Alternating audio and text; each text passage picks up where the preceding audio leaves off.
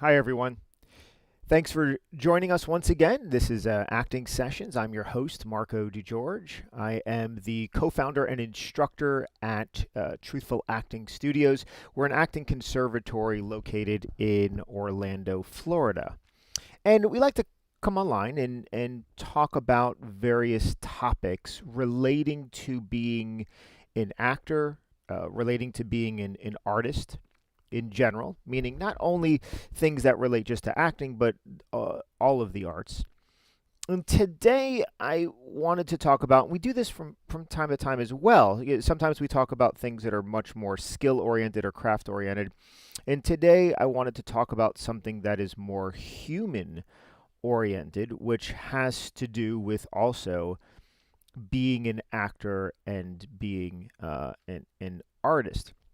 Now, before we get into the topic and we start talking about it, if you're live with us today, either over on YouTube or on our official platform, know that we love to interact with you. So if you have any questions as I'm going through the day or anything that's on your mind, please put it into the chat.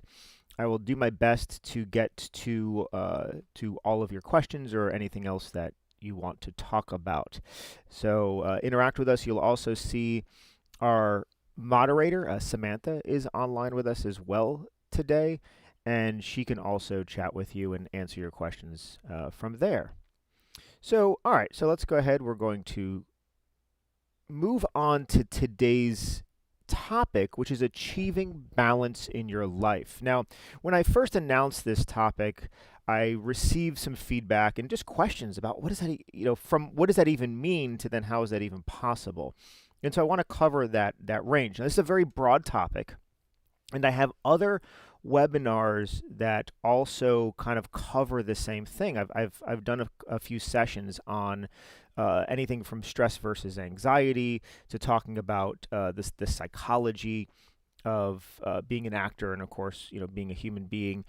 So if you go through our YouTube page and look at our past sessions, you will see some topics that might go into some of the things I'm going to talk about today in more detail if you're interested in that.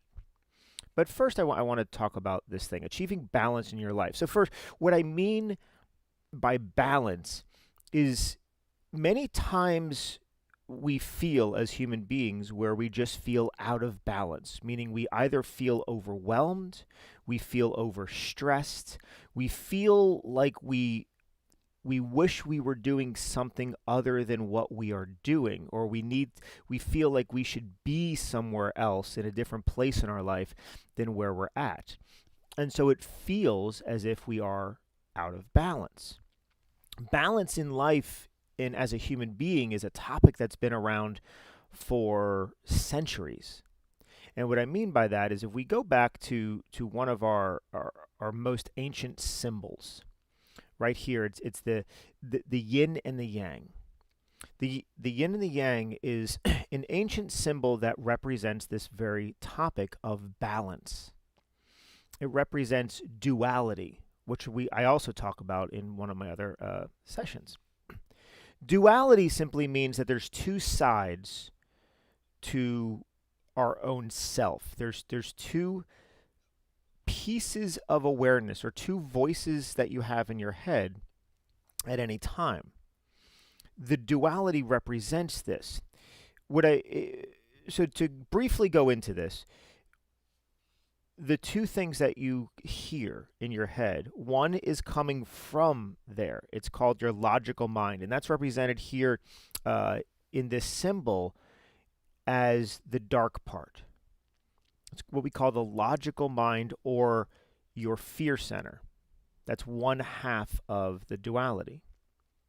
The other part of the symbol is that white part, which represents right here, it's what we call our emotional core. It's where all of our emotions come from. It's the part of us that feels our way through each day.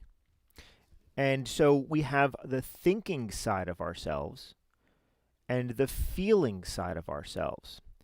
But the issue with that is those typically are out of balance with each other. So this symbol represents what it should look like. If we could put it into a drawing, put it into a symbol or a graph of how our thoughts weigh in on our daily decisions versus our feelings weigh in on our daily decisions, we want it to look something like this. But the truth is, most people are out of balance in life. And they're out of balance in the way where the darker side of the yin and the yang, which is the logical mind, the fear center, is more controlling. So it has a greater percentage. And then the lighter side, our love center or our emotional core, has a lesser control over our lives. So there's an issue with it. Now, both are very important. Both are very important in our lives. The logical mind, this is the part of you that worries about things. This is the part of you that plans things out. This is the part of you that is always considering what you should do or shouldn't do. This is the part of you that looks back and you might beat yourself up because you did something wrong and you're trying to do something right. If you consider yourself a perfectionist, that comes from the logical mind. So the logical mind, its sole function is to keep you alive another day. It's survival. It's your survival instinct. And your survival instinct is half of who you believe you are. It's one of those voices in your head. Well, separate from that, we also have the emotional core. The emotional core, and it runs right down here through your chest all the way down to what we call your gut. Your solar plexus. It comes down almost your stomach area. That's the first place you feel emotion.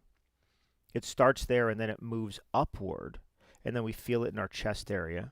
We feel it in our throat as it moves up, and then it expresses through our face. So that's kind of how we express emotion. Of course, this is all very, very important. As an actor, we need to understand how to do this, but as a human being, we need to understand this first. Well, these two things they don't always work together. Even though they're on the same team, they both want the same thing for us. They're two separate sides of what makes up who we are. Your emotional core is the part of you that lives in this very moment. It's the part of you that's present right now. It's the part of you that feels your way through each moment of every day. We emotionally feel every single thing that we experience. The logical mind actually does not exist in the very present moment. The logical mind is like our own onboard computer. We dump information into it. So when we go through an experience, we then take the information from that experience, anything we've learned, anything we've gotten out of it, anything we've felt, and that gets put into the logical mind, like a computer.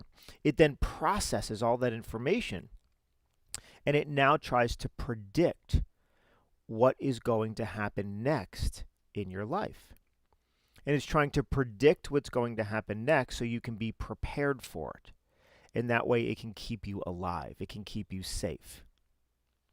But sometimes what we feel is out of balance with what we think. You might want to do something. That's coming from your feeling center. You have a desire to do something. But then your logical mind steps in and says, no, that's not the best thing for you to do. Now, there are many cases where that applies. There are many cases where that's a good thing, where the logical mind will keep you out of harm's way. So, if you're crossing a busy street and you feel like I just need to get to the other side, well, that's a feeling, but the logical mind says, wait, let's make sure there's no traffic in the way before we cross that street. So that's an example of how it works to our benefit. It keeps us safe from being hit by a car. Okay, well, that's kind of one of the ways that it works.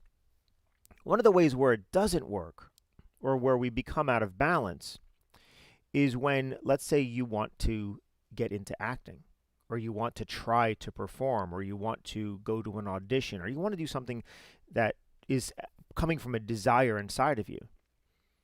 But then you stop yourself because of the fear of that performance. Now, there's no real danger going to an audition. There's no real danger taking an acting class. There's no real danger performing in front of others. Nothing bad is going to happen to you. However, the perceived danger by the mind is very real, and it can pull us back from doing what we really want to do and what we desire to do. This puts us out of balance. Now, the yin and the yang, also notice, there's a couple things about this symbol, and I point out this symbol specifically because it's one of our most ancient symbols, which meaning this concept has been something that human beings have been struggling with and trying to achieve for a very long time. And this symbol best represents it. Now, first of all, it's a circle, meaning that there's no beginning, no end. Right? It's an ongoing loop that we do in our lives. That's an important factor of it. Second, notice the curvature between the black and the white. That tells us that these two areas, these two pieces of our psyche, are not at odds with each other. They're not conflicting against each other, but they're working together. If I was going to represent an image of two sides conflicting, I would have a straight line and having them push against each other. So we would see one half one thing and one half the other, and that represents conflict. The curvature represents fluidity. It's something that's in motion. It's moving. First, it tells us it's ever changing. And two, it's fluid. They're working together for one thing. And that is further reassured to us in the dot of each other in each. So we have a dot of black and white and a dot of white and black, telling us this is a symbiotic relationship. These are two sides of us that when they come together and are in balance, we are the most whole. We feel the best. We can accomplish so much. We are the most efficient. I mean, all of these things just come together when our own symbol of this is in balance. When our own symbol looks like this, we are in balance. So what does that mean? Well, I want to go to a quote that I have that represents this by Ram Dass. And it says, "The heart surrenders everything to the moment. The mind judges and holds back." Well, we're just talking about this. The heart, which is our feeling center. Those are your emotions, your desires, your hopes, your dreams, your loves, all of those things. It wants to just go. Right here, right now. Let's just go. Go and do it. Go and get it. So the heart is ready to jump right into the moment, right into everything you want, and it doesn't understand why we can't just have it now. It's almost a very childlike and innocent side to ourselves that is driven by just the needs and desires of the moment. But the mind is like the parent to the heart. The mind comes in and says, wait, let's consider this first. Let's consider if this is a good thing or a bad thing. Let's consider whether you should or shouldn't do that. And so the mind will judge every situation and hold back when it feels that maybe we shouldn't rush into something. And and talking about it again, this is not always a bad thing. I mean, it can be a very good thing that we're not rushing into every situation.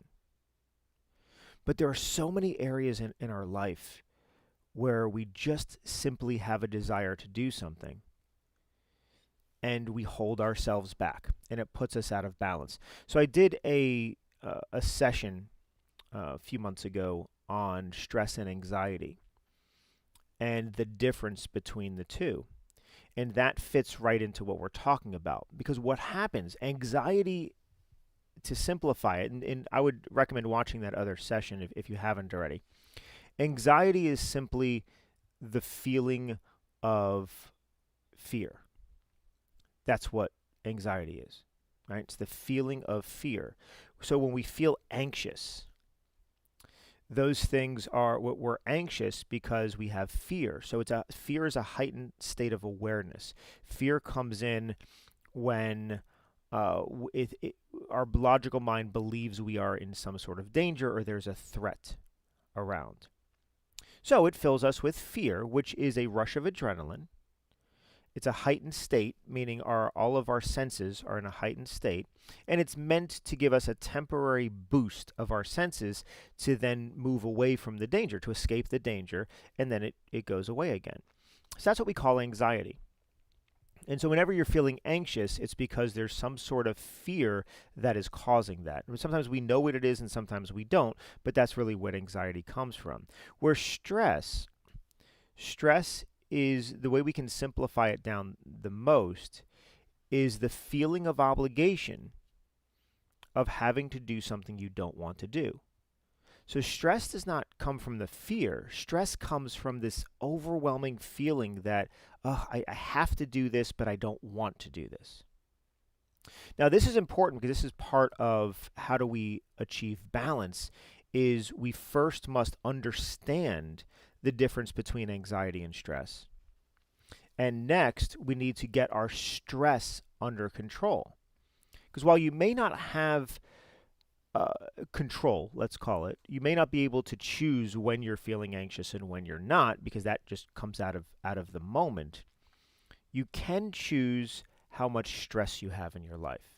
And when we feel an overwhelming amount of stress, that's part of making us feel out of balance. That's part of making us feel that we shouldn't be doing this, or we want to be doing something else. So this is very important on having to, in trying to navigate this. We first must get that. Now, so to give you a real world example, let's say you're working in a job. This is probably my easiest example because I think it's most relatable. But let's say you have a job that you're working on, or if you know somebody that's worked on a job that they don't like or that they hate. It's very toxic to them working in this environment. So they want to quit their job. They want to do something else. Maybe they want to explore their passion, or they want to, I mean, if nothing else, quit this job and get one that doesn't make them feel the way that this one is making them feel. So when you wake up in the morning and you have this thought that I really want to quit my job today, that's coming from your emotional core, right? It's a desire. It's like, I don't want to be doing this. I want to be doing something else. And it's like, okay, so I'm going to go in and I'm going to give my notice and I'm going to start looking for another job. But then as you're getting ready for work and you go into work, the logical mind kicks in. And it starts thinking about, well, wait a minute. If you quit this job, what else are you going to do? Where are you going to earn an income from? How are you going to live and survive? And it starts worrying about that because it can't see it. It's not part of the algorithm. It can't chart out what's going to happen next. So it begins to start filling you up with fear. It begins to start filling you up with anxiety of not knowing what's going to happen next. So that's where all of that comes from. And so what ends up happening many times is we want to go in and quit our job, but the fear gets so overwhelming, the anxiety becomes so overwhelming inside of us, and we just want the anxiety to stop, that we decide not to talk to our boss today.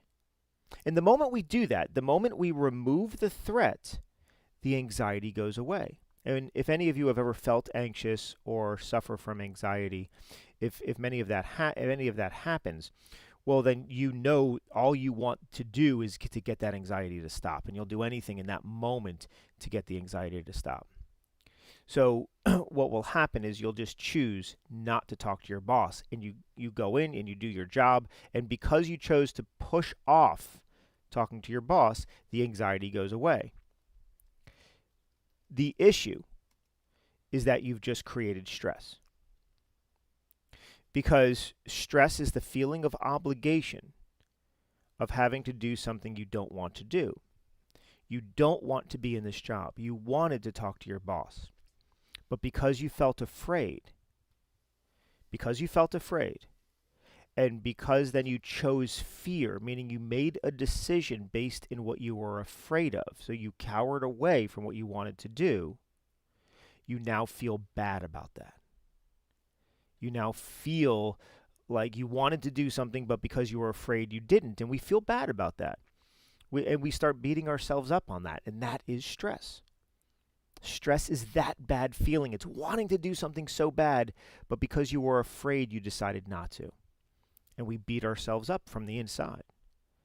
And there's this weight that causes, there's a tension in your shoulders, in your neck, in your jawline, in your chest. There's this tension that gets created simply from making that decision. Versus if you made the decision to honor what you felt and to do what you wanted to do, regardless of if it works out or not, when you honor that feeling inside of you, your core, you feel good about that.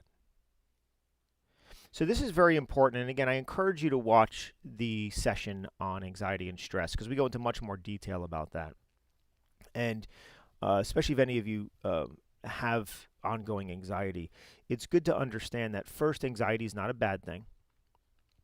But we do want to understand how it works, so maybe we can keep it under control, or at least we understand where it comes from and why it's happening. And the same thing with stress. To how ways we can reduce stress in our life and to get us back into balance. This whole discussion, we have the head and the heart. And I want you to the first thing you can do is start going through your day and see what are the things that you're feeling, like a desire or something you want to do. What are the things that you're feeling, and did you honor those? And how did it make you feel? And then was there something that you wanted to do? It might simply be a conversation that you want to have with somebody. Or maybe something physical you wanted to do, right? Something you wanted to attempt, anything, it doesn't matter. But I want you to almost make a list of what are the things that you wanted to do and which ones did you do, which ones did you not, and how did each outcome start making you feel. The more you can start understanding how this works, the more you can start to make choices that help you achieve these things.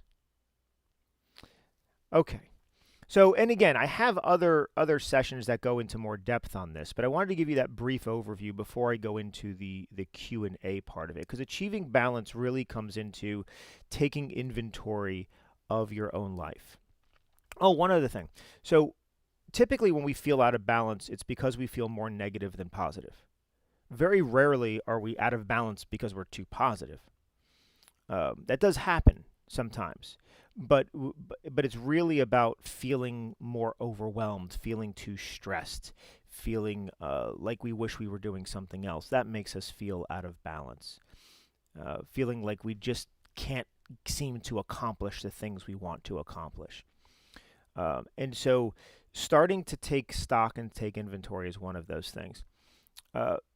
The other thing is, if you're not even sure what part of your life are stress points, another very simple thing to do, and this all has to do with just taking notes and journaling, is at the end of every day, write down the things that you did that day.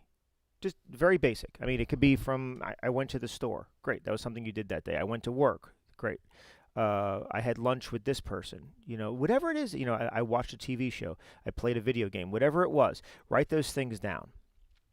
And then next to it, how did you feel about that experience? Was it a good experience or was it a bad experience? Be very simple, but did you like it or did you not like it? Do that every day for 3 weeks.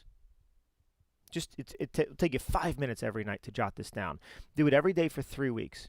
And then what I want you to do is that I want you to look at all of that data after 3 weeks, 21 days, and I want you to look for patterns. Meaning if every time you went to work, it was a negative experience, that's a pattern. If every time you had lunch with a sibling, it was a negative experience, that's a pattern. But if every time you did this other thing, I took a walk in the park, every time you did that, it was a positive experience. It's like, okay, so now we're seeing trends. We see the trends of the things that are causing us positive feelings back, positive impact, and we're seeing trends of the things that have a negative impact on us. That's an important place to start. Because once you know which are the positive and negative points in your life, now try to increase the amount of positive ones, meaning the things that make you feel good, do more of that. The things that make you feel bad, try to do less of that, meaning have less encounters with those things. So that's a great place just to start, to try to figure out where are those things in life, because we get like a job or a relationship or any sort of those negative stress points in our life. We get so used to them sometimes. We get used to them that we don't think of changing them. We're actually so afraid of the change that we will stay. We become what's called complacent. We get used to staying in these negative situations. But when you have the data in front of you, when you actually look at it and you're looking at it and saying, oh, wow, I really, every single day, I don't feel good about this. Now you have the choice. You have the ability to do something about that. And it may not mean like outright quitting your job. Maybe you have to talk to your boss, or maybe if it's another person that you're having an issue with, maybe it's trying to resolve that issue. Whatever it might be. But at least you'll have the information to begin with. All right, I want to move on to some of our questions. All right, so first is, how successful would acting classes be for someone trying to overcome anxiety? Okay, so just like I was talking about anxiety and stress, anxiety is simply a feeling of fear. As I said, it's something that the logical mind injects into us when it believes there could be some sort of danger. And sometimes we have this thing, many people have something called social anxiety. Social anxiety is the fear of being around other people, which creates quite a bit of anxiety on a daily basis. It's the fear of being around other people because the mind fears that there could be some kind of a threat. Maybe you're going to be embarrassed or made fun of, or bullied, or whatever that is. But we have this, we're just afraid of being awkward maybe, or we don't know what to say around others. These things, many, many people have that. And so what I say is, yes, getting into a class environment, something artistic, something that you love to do, with other people that also are getting into the same art and that love to do it, it's something that you can immediately share with each other. So acting classes, to me, it has to be the right acting class. Not every acting class is equal. The way I teach, for example, I teach from a very positive standpoint. So I love to encourage all of my students. I love to bring the whole room together. Not every acting class is like that, but if you find the right teacher, if you find the right class, if you find a very supportive environment, absolutely. Acting classes will allow you to express the things that are inside of you. They allow you to begin to open up and to explore the different pieces of yourself in a very safe way, and with other people who are going through the same thing, so it makes you feel like you're connected and together with them. So to me, yes, exploring acting, or really any of the art forms, dance, singing, playing a musical instrument, painting, sculpting, any of the art forms can be a very positive way to overcome anxiety. In fact, many therapists recommend journaling as a way, as a tool to use when you're working through an issue with a counselor or a therapist. They'll say, well, we'll journal about it, or sometimes it might give you something very specific to journal. And journaling, which means by hand, right? We're writing stuff down by hand, is an artistic expression. Your handwriting is an artistic expression. The flow of your thoughts onto the page comes from your feeling center. All of that is creative. And so the reason so many therapists use journaling, it's not about thought. It's about getting beyond that, moving past the anxiety by doing a creative act that is coming from inside of you. And it can be very, very powerful. So yes, I would highly recommend acting classes to anyone that is has anxiety or trying to overcome it. Just find the right one and ask around and ask other people who have went through it. Make sure you do your read the reviews and so forth online. But there are plenty of great artistic classes out there. So next, does having a balanced life affect your performance? Absolutely. It absolutely does. Not to say you can't act when you're feeling out of balance. I mean, most people do feel out of balance, so that's typically where you start acting. Even many big actors go through turmoil in their lives, and they're still continuing to perform. But the way it affects you is you feel better about the performance that you're doing, and in turn, you're able to do more in your acting, achieve more in your acting, and feel better about it. So let's look at performance for a second.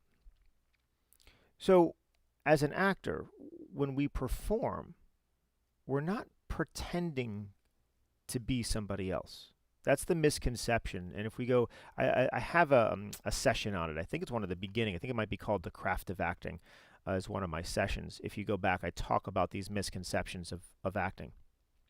And but essentially one of the biggest misconceptions is that, oh, well, when as actors act, we just pretend to be somebody else. And that's not really it. While I understand, yes, there's a lot of imagination involved. Yes, we are stepping into the lives of another human being, but we're not pretending to do that.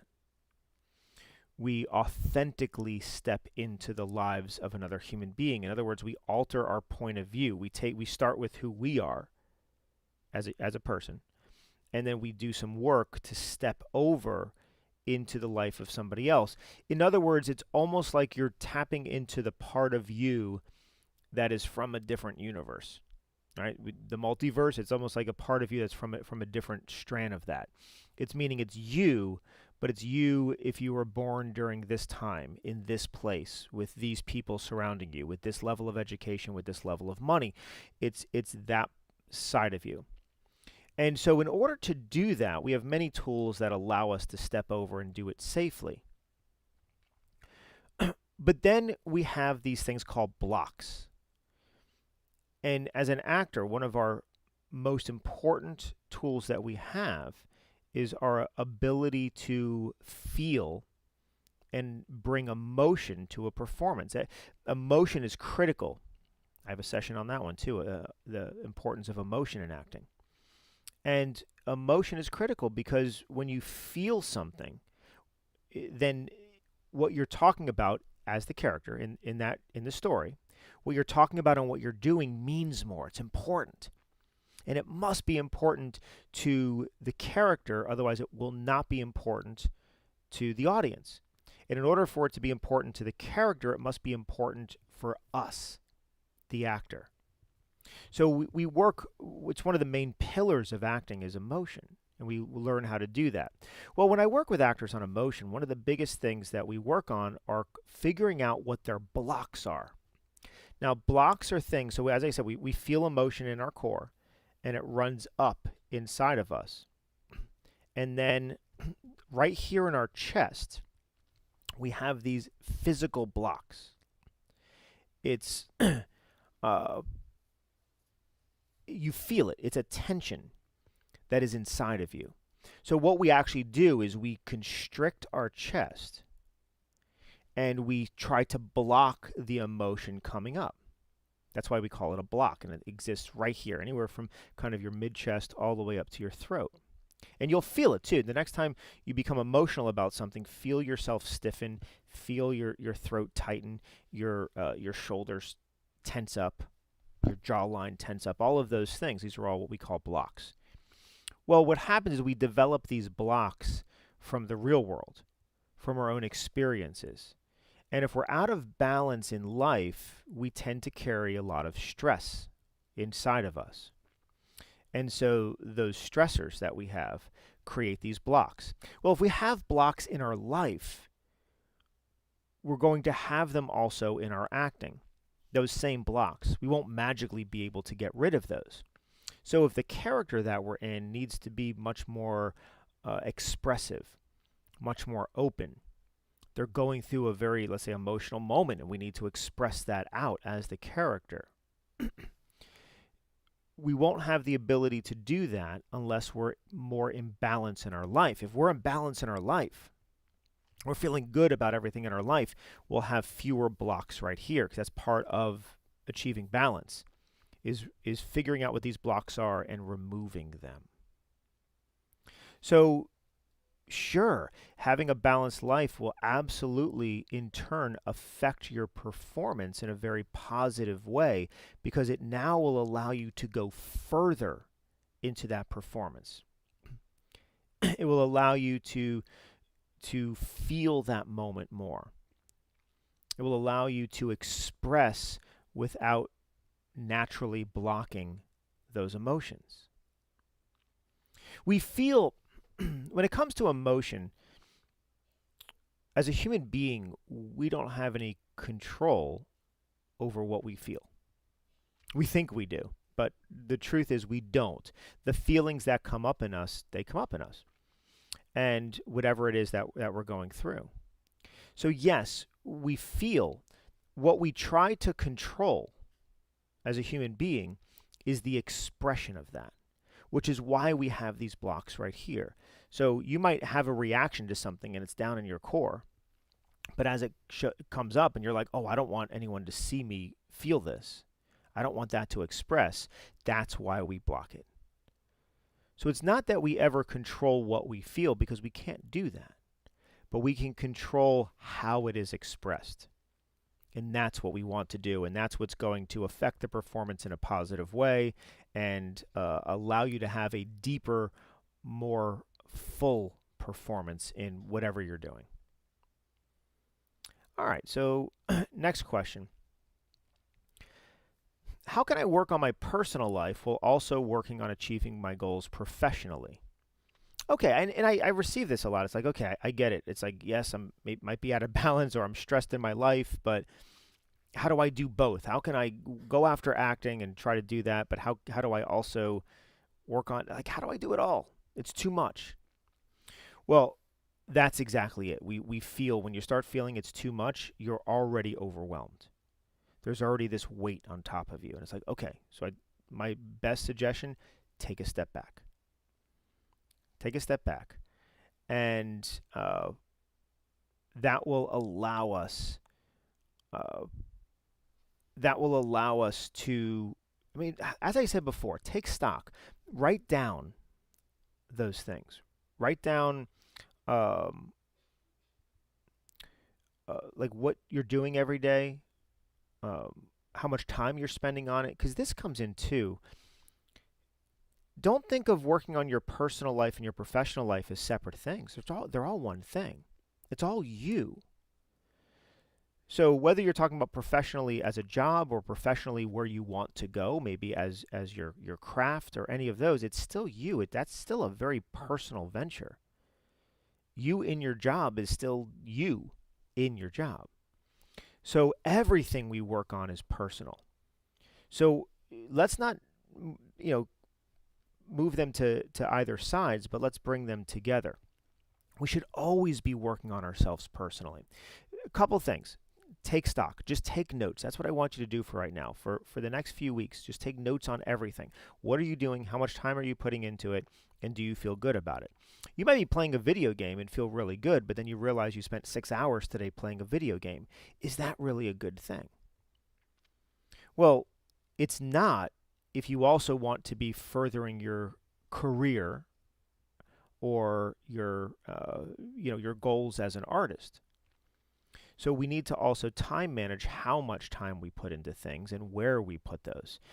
So there's a lot of things that you just need to first take stock and figure out what your life is on paper. Allow it to be logical. Allow your logical mind to get a hold of it and look at it and then try to say, oh, well, can I have some efficiencies? Can I start to work on that? Also, take stock of how you're feeling. Start honoring the things that you're feeling. That's another really big thing. Too many times we feel something, and because of the company we're in or the environment that we're in, we don't allow it to express. That's okay. You don't have to allow everything to express in the moment that it happens. But what I'd like you to start doing is honoring the feelings. When I say honoring the feelings, many times we will blame ourselves or judge ourselves for the things that we're feeling. We'll tell ourselves we're wrong for feeling those.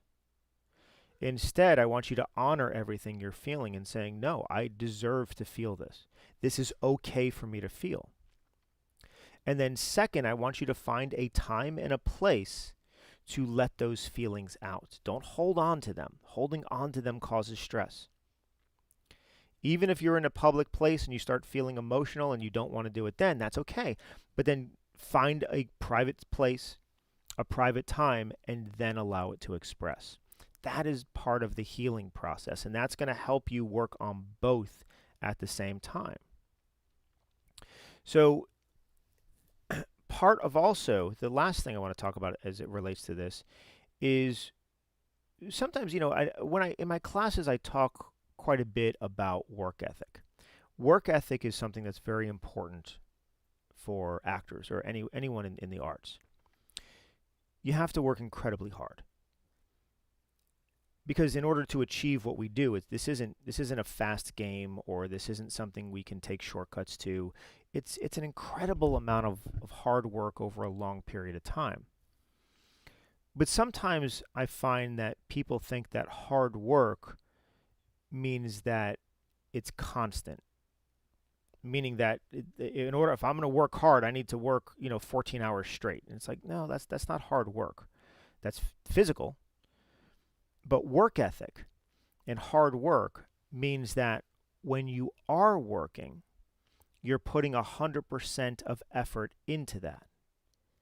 It doesn't mean that you're running full speed and you're never stopping.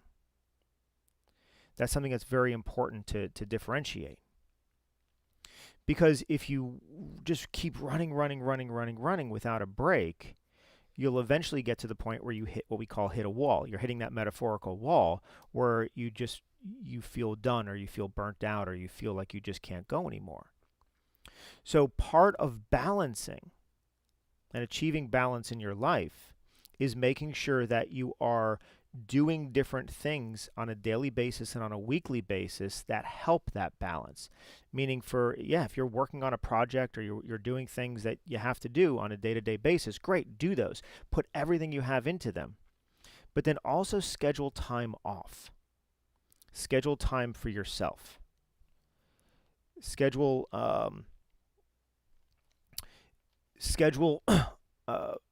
downtime, family time, friend time. Do all of those too. So it's important that you do that, because I know plenty of actors that they work incredibly hard, but they don't stop. They don't give themselves a chance to pull back. And what I see is that they eventually do burn out.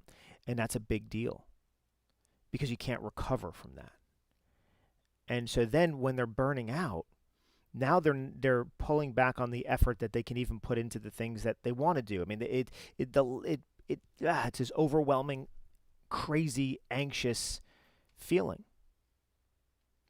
So it's important to then start balancing that. So give yourself, if you want every day, if you want to spend some time on a video game, I love video games. I think they're actually very important for us as human beings and as artists. But limit the time that you're putting into it. So give yourself that break, but then spend an hour on it, and then that's it. If you're on social media can be a very good tool for us to stay informed, stay connected, but limit the time on social media. So you can have your time to do these things, but then you can also have your time to work. So instead of thinking of it, think of it just when you're putting in the time, put 100%. I would much rather have an actor that gives me an hour of full hard work than an actor that gives me 6 hours of partial work.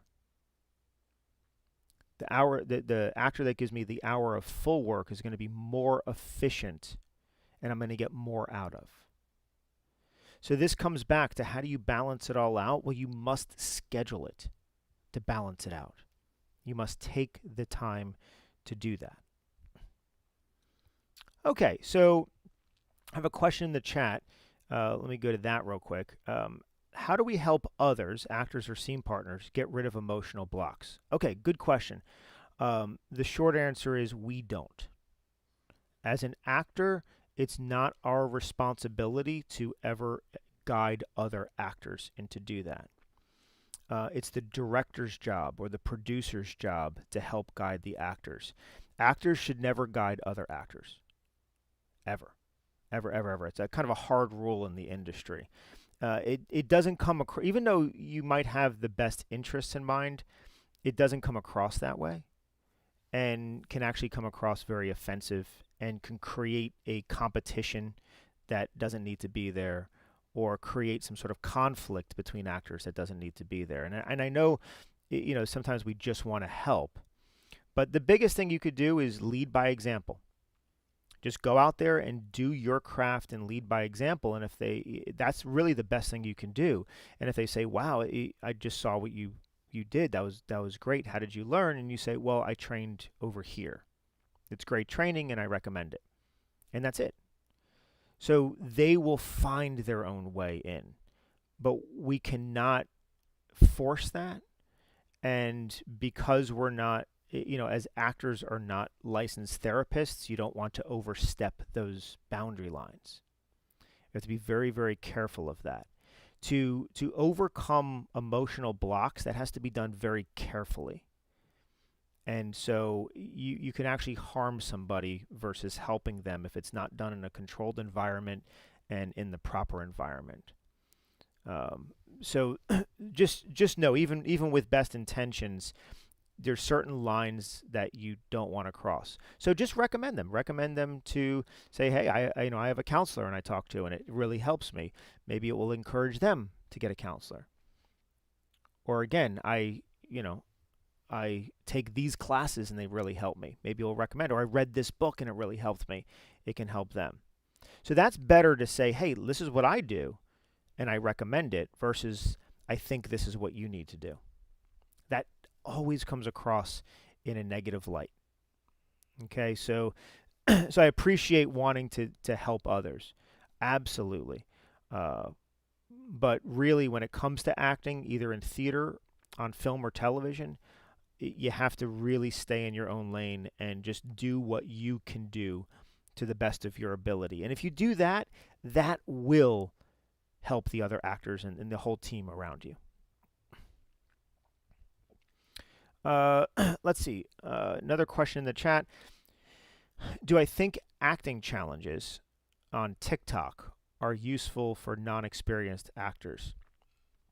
So there's a trend going around on TikTok, YouTube Shorts, and social media, where it's people replicate something or are asked to do some sort of challenge. I think those are fun. And as far as for non-experienced actors, I think it allows you to start just having fun and doing some level of performance. It won't teach you acting, is the thing. Acting is so complex. It's, to me, becoming an actor is at the same level of becoming a surgeon. Not just a doctor, but a surgeon level of a doctor, meaning, that's how long it takes to really study all the complexities of acting. It's like becoming a lawyer, but not just any lawyer, one of the best in the industry. That's really what we try to achieve as actors. We are working crazy levels of complexity in our training. There's so much to learn. I did I know I keep referencing back to other sessions, but there's one called the 6 Essential Pillars of Acting. And that's when I talk about everything that we have to learn as an actor. So do I think there's a benefit? I think there's a benefit every time you have fun. I think there's a benefit every time you go and you try to perform and in some way. So yes, there's a benefit to doing that. They're just fun. Fun is so important to have in life. So I do think, yes, do them. Sure. Why not? But it's not, I wouldn't consider that training is the only thing I would say. It's part of just allowing us to have fun, to play, to open up, and a chance to be creative. So in those ways, yes, I do think they can benefit. All right. Let's see how much more time we have to get other questions. Uh, okay. How do you achieve balance when you are a high achiever? Okay, so I'd mentioned the term before of a perfectionist. This is what I call someone a high achiever. That they're a perfectionist, so they're someone that sets the bar really, really to a high level. I'm fine with that because I set the bar to a very, very high level. I'm a high achiever. But the whole point of this, if we're thinking about this, right, meaning where we're setting the bar, it's about the journey getting there. It's not about the destination. If I set my sights too far in the future, if I say I want to be an actor, but I'm only going to be happy if I'm in doing London theater, or I'm only going to be happy if I'm in, the USA Hollywood doing American film. It's like when I set the bar that high, which is a great goal to have, but if I'm only going to be happy when I reach there, I'm setting myself up for failure. I'm setting myself up to be unhappy until that point. So what I would say is, yeah, be a high achiever, absolutely. The bar's up here, but then set goals all the way through. Give yourself smaller goals, step by step, on how to get there. And don't make it about the destination, but rather make it about the path you're walking on. What path are you on? When you walk a path versus make it about the destination, then it's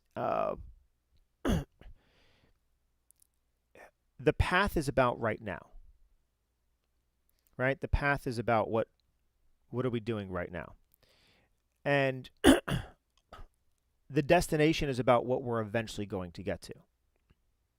It's a different way of thinking. If we're constantly worried about what we're going to get to, then we're not living in this moment. Live in this moment. Walk the path where you want to go. Try to make steps every single day on where we want to eventually be. That also allows the path to change, to alter. Even though the path initially when I set up the path, it was leading in that direction, something happens along the way that says, you know what, I kind of want to go over here. This is now a place that I want to attempt or I want to try. And it allows you to adjust to those things. So there's the same way we achieve balance in as somebody that is just trying to go through and be a normal achiever, we'll call it. There's no difference as someone wanting to be a high. It's the same exact thing. We still have to balance out our days. We still have to schedule time off. We still have to do things that are fun. We still have to eliminate the stressors in our life. There's really no difference. And what you'll find if you're somebody that right now is struggling through just the day-to-day, if you can eliminate the stress and you can balance out your schedule and you can figure out how to have more fun on a daily basis and a weekly basis, you will automatically become a higher achiever because you will achieve more. You'll find that when you're having fun during your week, you can do more. You can achieve more. When you have that time off, we call it recovery time. Is what that is. So we're working on a project. Even if you're working on something you love, like you're working on a script as an actor, you still need that time off. And the time is to recover because we're exercising our brain, we're exercising our physicality, we're exercising our emotions as an actor, and now we need time to recover, just like a physical athlete. You work out, you do a really strong workout today. Well, they'll tell you in any sort of physical work, you also need time off. You need the recovery time for your muscles to settle in and to get stronger for the next workout. Well, the same thing is with our emotions, with our mental capacity, with our psychology, all of those things. As an actor, as we go through things, we also then need that time off for recovery. It actually makes us stronger. So the next time we attempt it, we can do it more fully. So that's really what I would say about that is being a high achiever is great, but don't only set the goals on that. Don't get yourself down when you're not there yet or if you haven't achieved it yet. Love every step of the process. You're right where you need to be in every moment. Trust the timing of your life. That's so important. Okay, and I think I have time for maybe one more. Let's quickly go to it, and then we'll see. How does an actor balance acting with a job? Okay, so these are all kind of coming together in the same way, and it's the same thing. Look, we have to work in in this industry, right? You have to work.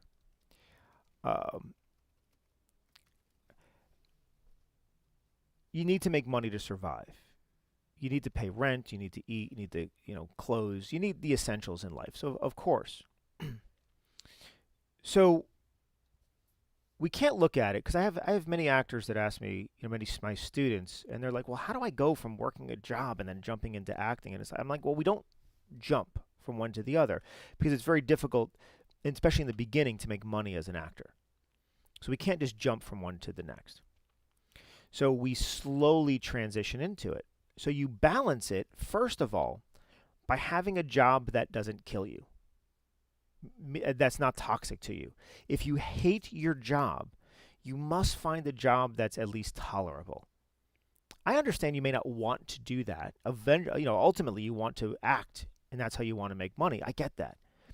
But find a job that the people are nice, the job environment is nice. I mean, it's okay to do what you're doing. I know you'd rather be doing something else, but this isn't a bad environment. Find that first. That will give you more energy than on your off hours when you're not working, whether it's evenings or weekends or whatever those off hours are, to then put time into your hobby. Right now, acting will start as a hobby, meaning something you do on the side of your other job. And then have fun. Take classes. That's the best way to start. Take a class. Number one way to start. Watch videos like this one, or I have hours and hours and hours of other stuff that you can watch.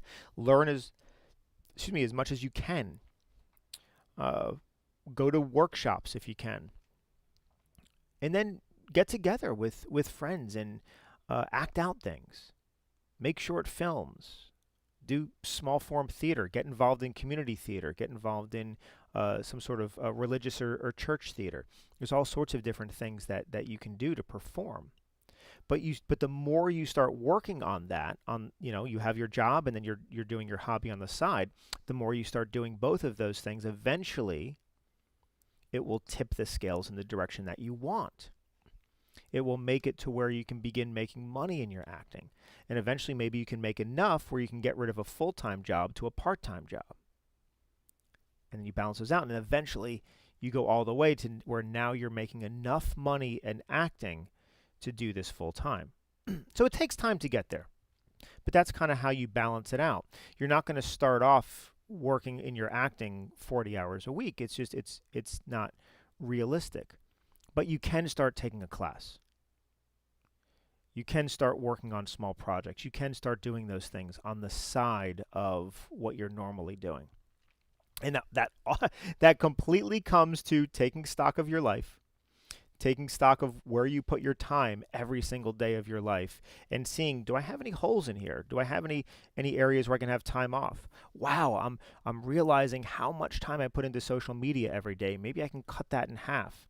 Wow, I'm gaming way too much every day. Maybe I can cut that in half. You're going to find things. Or I'm binge watching shows and I'm doing that, 3 hours, 4 hours a day. It's like, wow, they take 2 of those hours. You just have extra time now. So it's really taking stock of your life, making sure you remove any stressors that you can, right? That will balance out your feelings in your life, your fear center versus your love center. We got to get that in balance first. And then right from there, you're going to feel better about then taking chances, taking risks, and doing more things. Okay, Wow, it's amazing how fast an hour goes. I love talking about this. I can talk about this for several more hours if we had it today. But as I said, I do other sessions on things that are similar, so you can kind of maybe look for those and watch them back to back, and it will fill in some of the blanks that I wasn't able to get to today. But ultimately, I wish that all of you can live a happy, a healthy, and a balanced life. I want you to feel good about yourself. I want you to feel good about the choices that you're making. And I want you to feel confident about who you are and what you're able to do in the world. I think that's very, very important. We are here. If you have any other questions or you want to reach out to us, you can email us right here at info@truthfulacting.com. You can call or text us at this number below.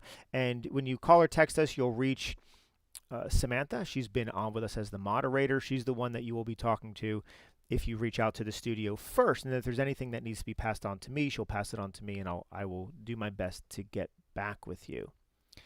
But I really enjoyed spending this time with you today. I appreciate it so much. I love doing this. We'll be on again in a few weeks. Be looking to the website for whatever our next topic will be. And in the meantime, please feel free to reach out. And I hope to see you all soon. Bye now.